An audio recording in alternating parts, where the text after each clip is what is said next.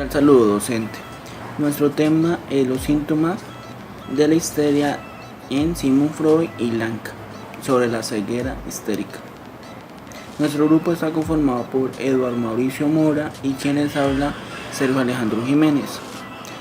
Somos estudiantes de la asignatura Teoría Psicoanalítica del cuarto semestre de la Corporación Minuto de Dios, sede Girardot. Nuestro primer objetivo es identificar los síntomas y los efectos que tiene la neurosis en lo somático para saber cómo surgen y de qué manera se van a desarrollar en la persona y en la parte psíquica. Este artículo se hace una investigación compleja y profunda de los síntomas somáticos provocados por la histeria, los cuales tienen raíces en la parte psíquica del ser humano y son desencadenados por las represiones, como muestran los datos.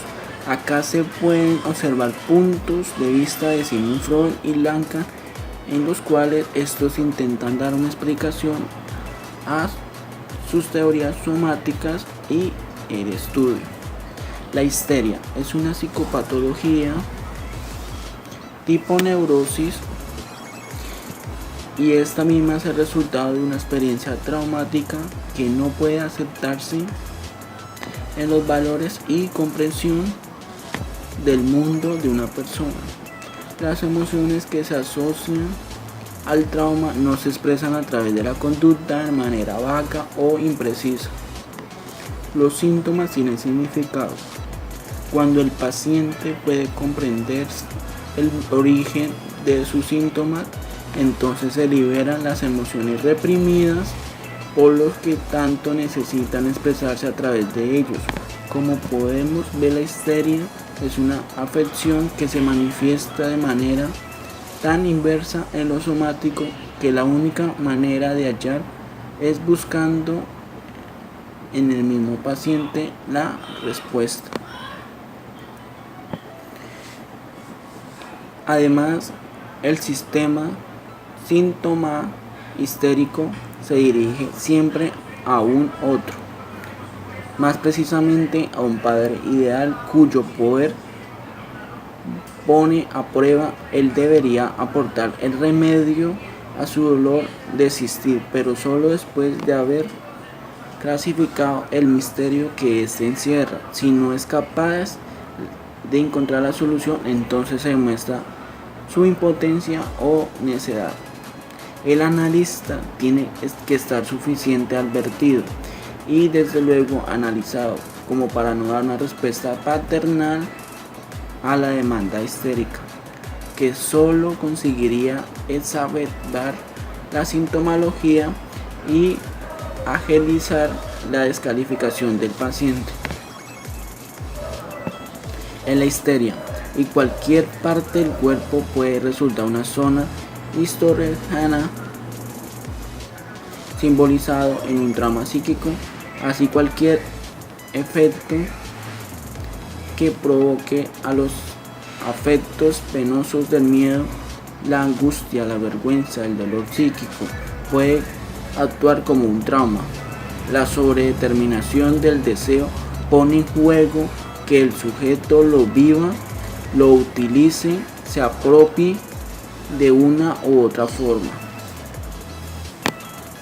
La parálisis motrices histéricas fueron llevadas por Sigmund Freud a transitar desde la neuropatología hacia la psicopatología, y como mediante este movimiento de apertura todo el campo de estudio psicológico que posteriormente se denominaría como psicoanálisis. Por lo tanto, después de Sigmund Freud empezó a desarrollar investigaciones en un nuevo abordaje para el entendimiento de la mente y la conducta humana.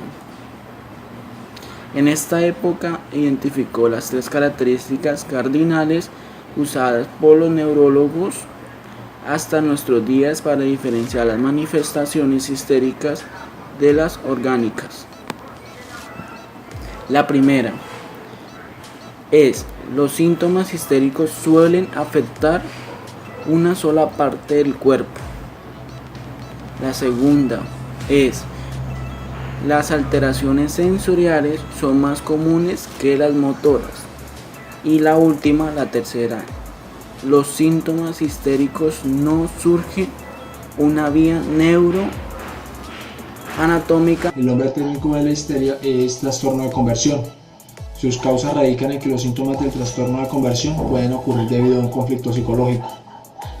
Los síntomas generalmente comienzan de manera repentina, después de una experiencia estresante.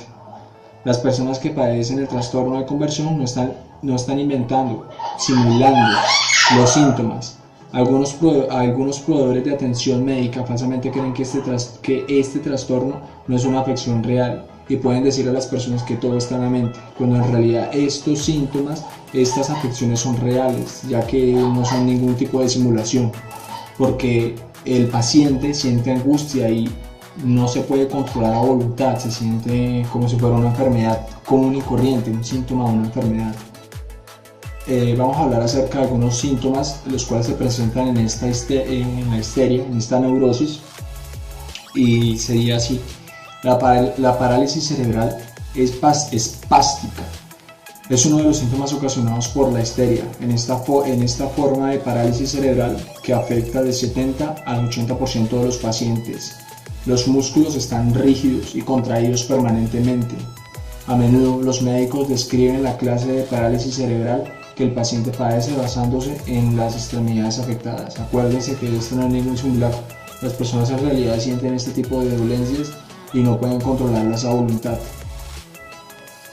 Vamos a hablar acerca de una de las más curiosas, que es la ceguera histérica, que es tan curiosa que en realidad la parte psíquica es tan impresionante que afecta lo somático, la vista. Nos puede generar una ceguera histérica que se puede solucionar, o sea, tiene cura y desaparecen totalmente los síntomas. La persona no queda con ninguna secuela, en realidad era un bloqueo que tenía en su mente, un problema anímico, emocional, una represión muy fuerte.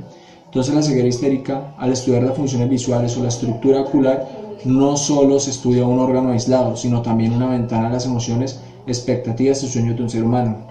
Es por eso que surge el estudio de la ambliopía histérica, mejor conocida como ceguera histérica, la cual alude a un trastorno psiquiátrico de interés optométrico y oftalmológico, y se caracteriza por la reducción de la agudeza visual del paciente manifestada por alteraciones del campo visual, visión borrosa, espasmos e incluso ceguera total. Otro de los que cabe mencionar acá es la incapacidad para hablar. Generalmente comienza de manera repentina después de una experiencia estresante. Estos síntomas son causados en la parte somática, o sea, como enfermedades psicosomáticas, la mente haciendo enfermar el cuerpo.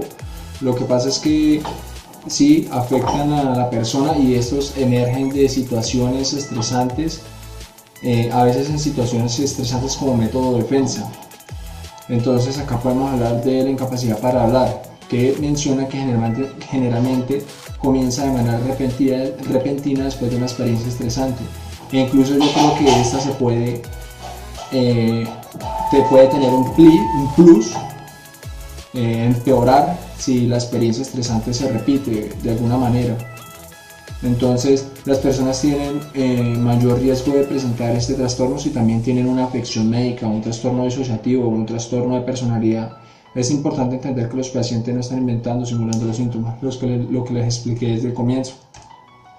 Entonces la ceguera histérica, desde el punto de vista de Freud, la ceguera histérica se explica según Freud como el resultado de una represión demasiado desmesurada, efectuada por un yo que se ensaña con el ver sexual e intolerante, un yo tan indignado ante la sexualidad y que pretende contrarrestarla tan torpemente que acaba por cegarse y por hacerse daño a sí mismo. La ceguera histérica es el efecto observable y manifiesto de la lucha subterránea librada contra lo sexual por un yo desesperado. Prácticamente lo que podemos deducir acá es que el yo, la persona, se encuentra en un conflicto interno el cual le impide ver la sexualidad. la sexualidad la ve de una manera intolerable. De pronto esto fue a causa de algún tipo de acontecimiento, hecho el cual le trajo este problema, este trastorno. Entonces la persona repudia, el yo repudia la sexualidad y se siente muy indignado ante esta, y todo probablemente acaba cegándose o haciéndose daño a sí mismo, tratando de como de evitarla, supongo, o sea, entiendo yo. La otra sería la de Lacan. Lacan introduce una modificación sustancial en el esquema propuesto por Freud para explicar la ceguera histérica. Esta modificación puede resumirse en una breve frase: fantasmizar el esquema freudiano. ¿Qué queremos decir? O sea, fantasmizar el esquema freudiano. ¿Qué queremos decir? Que Lacan interpreta el ver inconscientemente el sexo propuesto por Freud como una acción desplegada entre dos personajes principales de una escena fantasmática, el yo y el otro. Ver el sexo en lo inconsciente pasaría a ser el yo mira el sexo del otro. Entonces esto ha sido todo, espero haya sido de su agrado. Este simplemente es un trabajo que se debe entregar a un trabajo académico de la universidad. Espero haya sido de su agrado y muchas gracias. Se subió a YouTube, pues si alguien quiere comentar, quiere hacerme críticas, porque yo tampoco me las sé todas, mi compañero tampoco, entonces estaría muy bien.